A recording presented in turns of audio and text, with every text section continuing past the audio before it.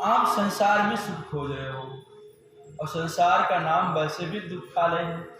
दुखालयम शाश्वतम, दुखालय में सुख प्राप्त होने वाला नहीं है। अगर आप ये सोच रहे होगे कि हमसे सामने वाला सुखी है, तो ऐसा कदापि नहीं है। ना चेन्द्रस्य सुखम राजा, ना सुखम चक्रवर्तिना, सुखम अस्ति विरक्तस्य मुनेरेकांति जीवनः। अगर आप मन के अंदर पिताजी ये सोच रहे हैं कि हमसे सामने वाला सुखी है, तो वो आपसे भी दुखी है। और तुलसीदास जी भी कहते हैं कि राज कहे महाराज सुखी, महाराज कहे सुख इंद्र को भारी, इंद्र कहे सुखी चतुरानन को, चतुरानन कहे सुख विष्णु को भारी। तुलसीदास विचार कहे हरि भजन बिना सब जीव दुखारी। लोग कहते हैं हम सुखी नहीं हो सकता है, हमारा राजा सुखी हो, लेकिन वो भी कहता हम भी सुखी नहीं भैया, महाराज सुखी है। महाराज कहते हैं हम भी सुखी नहीं है। इंद्र सुखी है, इंद्र कहता है हम भी सुखी नहीं है, ब्रह्मा जी सुखी है जिसने संपूर्ण सृष्टि बनाई है। ब्रह्मा जी कहते हैं नहीं नहीं हम भी सुखी नहीं है, हमारे ऊपर भी कोई है। कौन? विष्णु जी। विष्णु जी ज्यादा सुखी है। विष्णु भगवान कहते हैं भैया हम भी सुखी नहीं है, क्योंकि हम तो पराधीन रहने वाले भगवान हैं। पराधीन जो रहता है उसे सपने में भी सुख प्राप्त नहीं होता है। पराधीन सुख सपने हो ना। तो सुखी कौन है? तुलसीदास ने अपने मति के अनुसार अपनी बुद्धि से लिख दिया कि तुलसीदास विचार कहें हरि भजन बिना सब जीव दुखारी। बिना भगवान के भजन के बिना जितने भी जीव हैं वो सब दुखी हैं।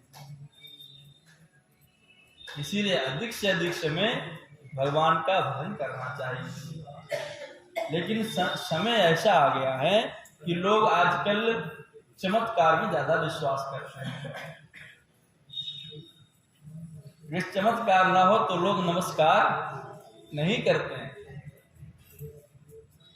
लेकिन मैं तो यही कहूंगा कि चमत्कार में विश्वास ना करके केवल मात्र भगवान का भजन किया जाए, इसमें जीवन का कल्याण है।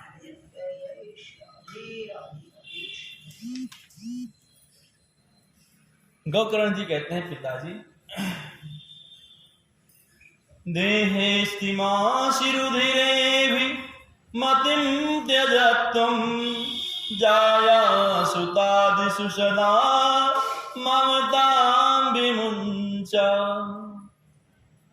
पश्यानिशं जगदिदं क्षणभङ्गनिष्ठं, वैरागिरागिरसिको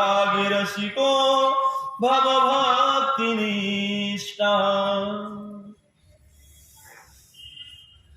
गोकर्ण जी कहते हैं पिताजी, संसार में जीव को किसने बांध रखा है पता है? केवल दो रस्सियां हैं। कौन कौन सी? ममता और अहमता। अहमता क्या है, ममता क्या है? अहमता होती है ये स्वयं कि ये मैं हूं, और ममता होती है नातों में, ये मेरा है। तो मैं और मेरा ने जीव को बांध रखा है। केवल बस ये दो रस्सियां ही हैं जिसने संपूर्ण संसार को बांध रखा है।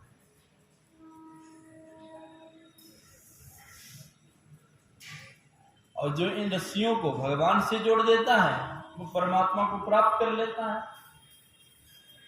जीवन के मुख्य लक्ष्य को प्राप्त कर लेता है। लेकिन जब तक इस संसार में दोनों रस्सियां लगी हुई हैं, ये मैं हूं, ये मेरा है, ये मेरा बेटा है, ये मेरी पत्नी है, ये मेरे पिताजी हैं, मेरी माताजी हैं, ये मेरी बुआ जी हैं, जितने हैं ये सब मेरा मेरा, ये मेरी किताब है और ये मैं हूं। तो ये मैं और मेरे ने व्यक्ति को बांध रखा है, जीव को बांध रखा है पिताजी।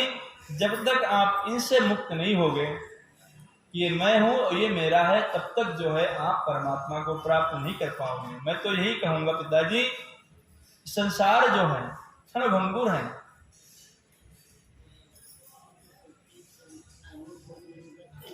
पता नहीं अगली सांस हमारे आए या ना आए। इसीलिए पिताजी संसार की सारी मोह ममता को त्याग करके वैराग्य राग रसिको भव भक्त निष्ठा, जो भगवान के रंग में रंगे हुए लोग हैं, जो वैरागी हैं, आप उनका संग कीजिए, देखिए जीवन का आनंद आएगा। और एक श्लोक कहा, धर्मं भजस्व सततं त्यज लोक धर्मान् सेवस्य साधु पुरुषान् जहि काम तृष्णा अन्नस्य दोष गुण चिन्तनमासु मुक्ता सेवा कथा रसमहो नितराम पिबत्तुम।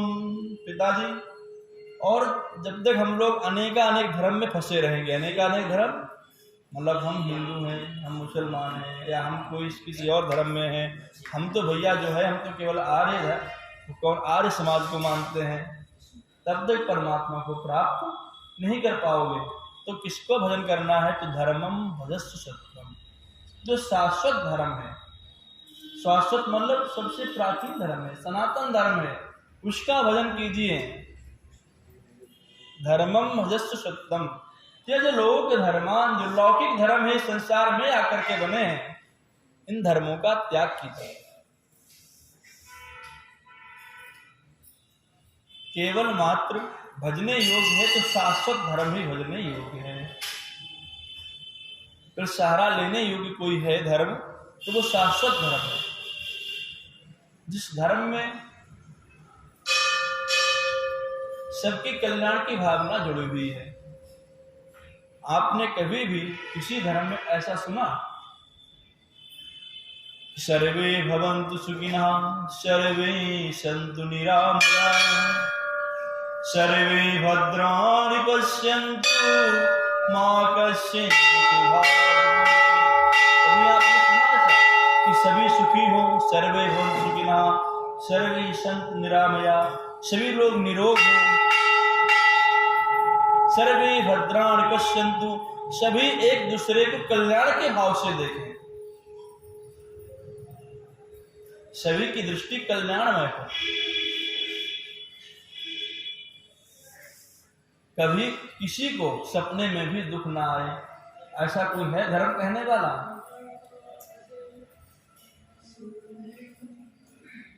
केवल मात्र एक सनातन धर्म ही ऐसा है जो विश्व की कल्याण की भावना रखता है। भाई कोई धर्म ऐसा नहीं है जो विश्व की कल्याण की भावना रखता हो।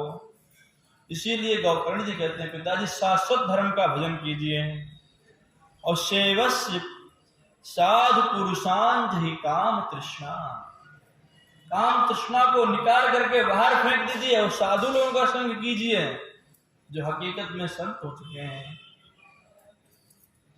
अन्नस्य दोष गुण चिंतन मासु मुक्त्वा।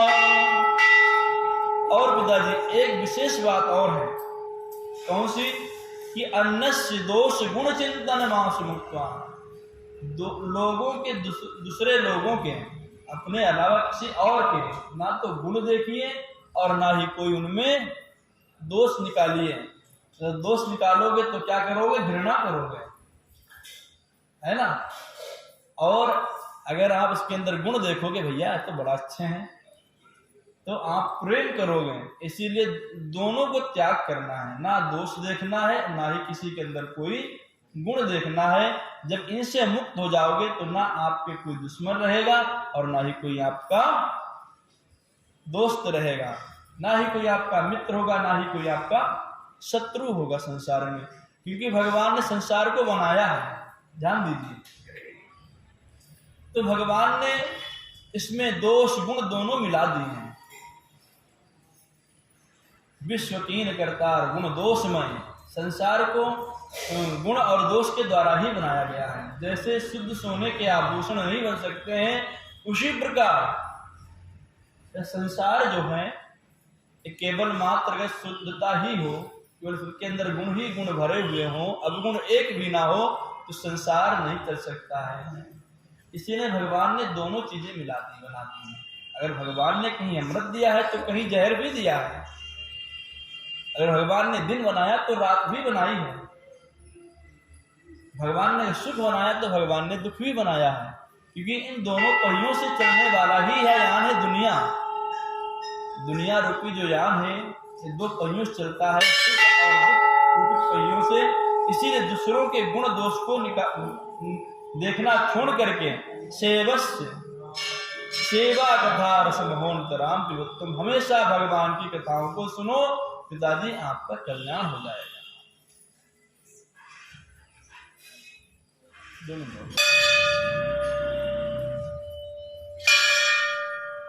आत्मदेव को बात समझ में आ गई अपने बेटे की।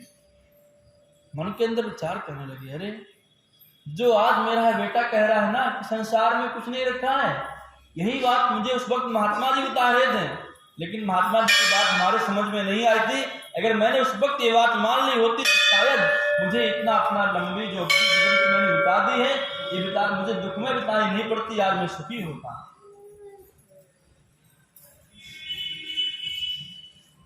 आज उन महात्मा की बात याद करके रोने लगे।